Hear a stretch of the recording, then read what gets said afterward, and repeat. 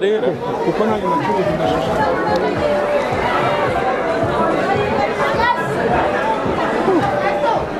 The bananas are going to be the culture shock coming from the village because I get such cheap bananas.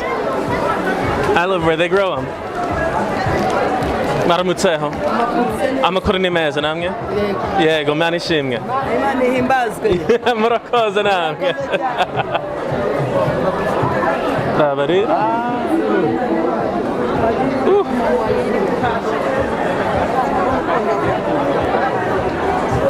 Nshobora kuzireba? Inanasi? Bibiri. Uzi Kinyarwanda? Ndagerageza. Chatanu. Chatanu? Ooh. They do smell good. Pineapples are tough. I don't have a fridge. It's hard to eat an entire pineapple in one day. Mwenda ubutaha. Murakoze. Oya, ugura. Fata inanasi, makeya. Nkeneye inshuti. Tugomba gusangira.